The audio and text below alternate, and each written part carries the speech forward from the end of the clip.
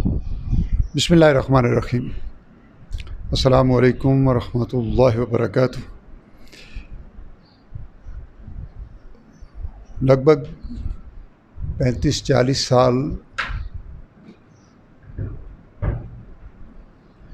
पेशतर अल्लामा यूसुफ जिब्राइल रहमतुल्लाह अलैह का एक किताबचा सूरा अल-हुमज़ा एक तहरीर पढ़ी थी और ज़हन के गोशे में वो आज तक महफूज है। आज खुशकिस्मती है कि उनके साहबजादे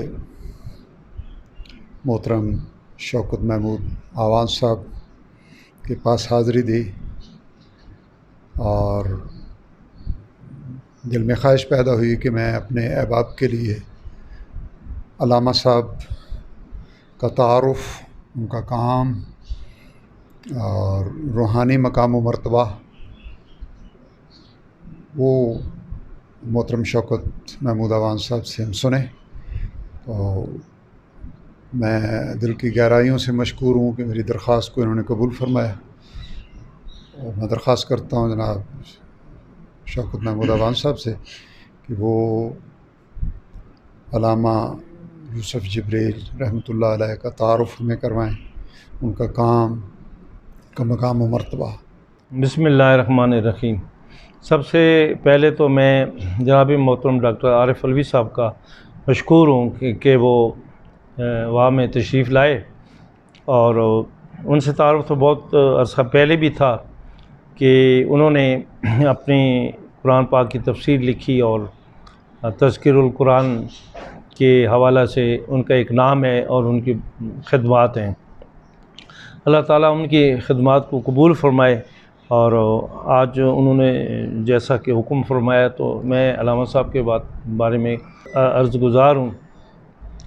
तो ये है कि अल्लाह ताला ने हर शख्सियत में उससे कुछ ना कुछ इल्मी, अदबी, दुनियावी, रूहानी काम लेना होता है।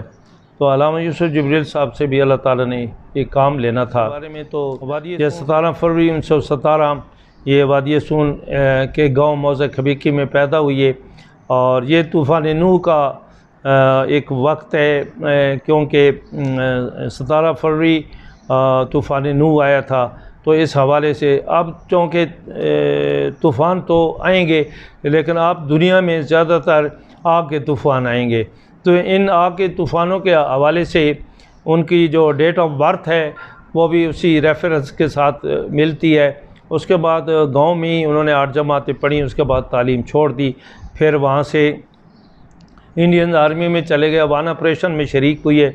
वहाँ से बगदाद शरीफ चले गए, वहाँ से कोर्ट मार्शल हुआ और फिर फ़ौज से अलग हो गए और इसी दौरान हजूर गौस पाक से रब्ता हुआ और उन्हें शफ़क़त फरमाई और उसके बाद फिर ता ज़िंदगी मौत तक उनकी मैयत में रहे। फिर हजूर गौस पाक के फैज़ान को दुनिया में पहुँचाया। वादी सून खुशाब आवान कबीले से ताल्लुक़ होने के बाद उन्हें बचपन ही से रूहानियत की तरफ मुमाइल थे और उनका बचपन से बच्चों से बिल्कुल अलग रहा।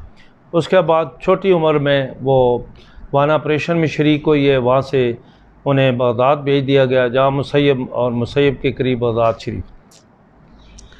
इस तरह उनका एक ताल्लुक़ हजूर गौस पाक से जुड़ गया और फिर उसके बाद वो सारी ज़िंदगी उनके साथ अटैच रहे। तो अल्लाह ताला ने सबसे पहले तो उन पर ये रहमत फरमाई कि उनको चूँकि गांव में तालीम नहीं थी, उसके बाद उन्होंने बाकायदा तालीम हासिल की, रूहानियत, कुरान, तौरात, ज़बूर, इंजील, इसके अलावा जितने भी कदीम और जदीद अलूम थे, साइंस, टेक्नोलॉजी, तिब, माशियात, अंग्रेज़ों की लिखी हुई किताबें, उर्दू, फ़ारसी, अरबी, यानी हर मकतब फ़िक्र की किताबों का मुताला किया और उसके बाद 1961 के बाद उन्होंने सूरत हुमज़ा पे तफसील लिखनी शुरू की और उसमें 14 जिल्दें लिखी और उन 14 जिल्दों में जो कंपाइल के बाद इस वक्त 2 जिल्दें अमेरिका में बॉल्बो प्रेस ने शाया की हैं, जो दुनिया के तमाम साइंटिस्ट उसका मुताला कर रहे हैं। इसके अलावा मुख्तलिफ पाकिस्तान टाइम में मुसलसल लिखते रहे, उसके बाद टाइम कैलेंडर में भी और न्यूज़वीक में भी लिखते रहे। इसके अलावा बहुत सारी दुनिया के और भी अखबारात में मिलते रहे। दुनिया के 250 साइंसदानों से भी उनके ताल्लुक़ रहे। रूहानियत के हवाले से अल्लाह ताला ने उन पर बहुत ख़ुसूसी करम किया। हज़रत इब्राहीम अलैहिस्सलाम से बैत हुई, ख्वाजा खिज़र अलैहिस्सलाम ने उनको पढ़ाया, और हज़ूर गौस पाक से तो उनका फैज़ान बहुत जारी रहा। ज़िंदगी की तीनों स्टेजेस रूहानी अबूर फरमाई और फनाफी शेख, फनाफी रसूल सल्लल्लाहु अलैहि वसल्लम और फनाफिल्ला की ज़िंदगी गुजारी। उसके बाद कुरान पाक की जो एटमी तफसीर थी वो उसको दुनिया के तमाम साइंसदानों को इससे मतला किया, और अल्हम्दुलिल्लाह अब इंटरनेशनल एटॉमिक एनर्जी एजेंसी ने उन किताबों को अप्रूव किया। उसके बाद वो सब साइंटिस्टों के लिए कंपल्सरी करार दी गई। इसके अलावा बेकनी जो मौजूदा फ़लसफ़ा है, बेकनी फ़लसफ़ा, उन्होंने फ़लसफ़े पे बहुत काम किया। इस्लामी फ़लसफ़ा पढ़ा, उसके बाद बेकनी फ़लसफ़ा पढ़ा। इसके अलावा शख्सियात का मताला किया भी। उसको एनी मेरी शिमल से मज़ाकरे में वो चूँकि कहती थी कि Quran is not divine origin, it is written by holy prophet peace be upon him. उनके साथ लाहौर में पंजाब यूनिवर्सिटी में एक मज़ाकरा हुआ, इसमें उन्होंने तस्लीम किया कि वाकई कुरान अल्लाह ताला की किताब है। बर्ट्रैंड रसल से ख़तो किताबत रखी, और बर्ट्रैंड रसल ने उन्हें एक ख़त में जवाब में लिखा कि since Adam and ewe ate the apple, man has never abstained from any fully whatever he could do and is atomic hell। दुनिया को इस वक्त जो सबसे बड़ा ख़तरा है वो एटमी जहन्नम का है, और अल्लाह ताला ने चूँकि इंसान को जहन्नम से बचाना है, दुनिया की जहन्नम और दुनिया की आग से भी और मौत के बाद की भी आग से, तो ये भी एक अल्लाह ताला ने उनकी ड्यूटी लगाई है कि इंसानियत को इससे बचाया जाए।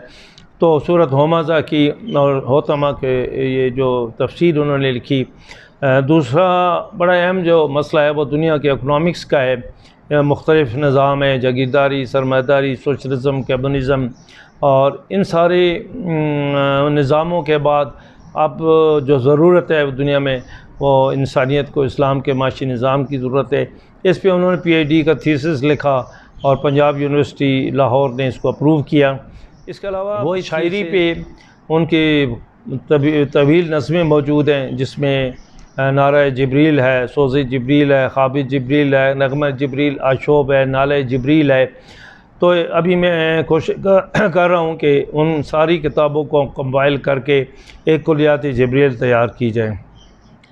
इस मौजूदा दौर के तकाज़ों के हवाले से उन्होंने कहा है कि जब कि कुरान को समझने के लिए सबसे पहले तमाम उलूम को समझने चाहिए, और उन्होंने मुसलमानों को भी अपील की है कि वो कुरान को उस वक्त तक नहीं समझ सकेंगे जब तक वो तमाम उलूम पे दस्तरस नहीं रख सकेंगे। दूसरा ये है कि यूरोपीय ममालिक वाले साइंस पे बिलीव करते हैं, तो मुसलमानों को चाहिए कि कुरान और साइंस का महकमा करें, और उसके बाद चूँकि साइंस अल्लाह की तरफ से एक नेचर के एक सिस्टम है, उसका मुताला करें। उसके बाद कुरान हकीम ने जो साइंस और दुनिया की मेटीरियल वर्ल्ड के बारे में चीज़ें लिखी हैं उनका मुताला करें, और कोशिश करें कि मुसलमान इस्लामी माशी निज़ाम को नाफिज करें। तो ये इसके अलावा जो बाकी बहुत सारी किताबें हैं उनकी, और इंशाअल्लाह ताला उम्मीद मैं करता हूँ कि बहुत जल्द वो कंपाइल होकर आवाम तक पहुँचेंगी। सारी उम्र अल्लामा साहब जो है हज़ूर गौस पाक के साथ उनकी मैयत में रहे, और उनके ही अहकामात पर अमल करते रहे, और अल्लाह ताला ने उनको रूहानी हवाले से बहुत नवाजा। दरवेश इंसान थे, फ़कीर इंसान थे, दुनिया का कोई लालच नहीं था, दौलत से कोई मोहब्बत नहीं थी। वह एक पुरअमन मुआशरा चाहते थे, और ऐसा मुआशरा चाहते थे कि जिसमें दुनिया में इस्लाम अपने मुकम्मल अहकामात के साथ नाफिज हो। और उन्होंने ये 2006 में वफ़ात है, और ये मलकाबाद नवाबाबाद में उनकी मज़ार मुबारक है। छोटा सा उनका मज़ार बनाया गया जहाँ दुनिया इंसानियत फैज़ान हासिल करती है। तो ज़िंदगी की ये एक जो मुख्तसर सी उनकी ज़िंदगी के हालात हैं, वैसे तो लिखना चाहें तो उन पर डॉक्टर तसद्दुक़ हुसैन राजा साहब ने और डॉक्टर प्रोफेसर मोहम्मद आरिफ साहब ने उनकी सवाने हयात लिखी है। और उसके बाद मैं ख़ुद भी अब उनकी सवाने हयात पे काम कर रहा हूँ, तो इंशाल्लाह वो बहुत जल्द सामने आएंगी। और मौजूदा दौर के जो सियासी फ़लसफ़े हैं और उसके बाद कदीम व जदीद फ़लसफ़े, उन पे उनकी बहुत बहस है। तो अभी तकरीबन कोई 6 जिल्दें PDF में तैयार हो चुकी हैं।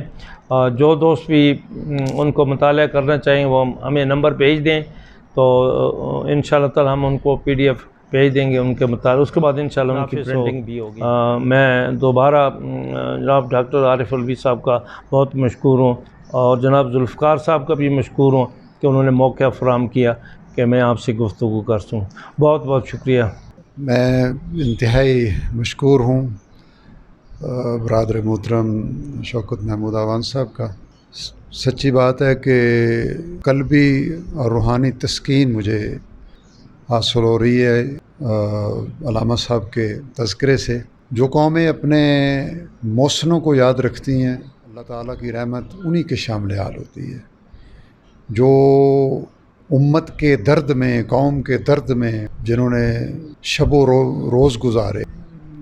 शौकत भाई बता रहे थे कि पाकिस्तान पे मुश्किल वक्त आता तो हज़रत अल्लामा तब तक मुसल्ले से नहीं उतरते थे जब तक वो मुसीबत टल न जाती।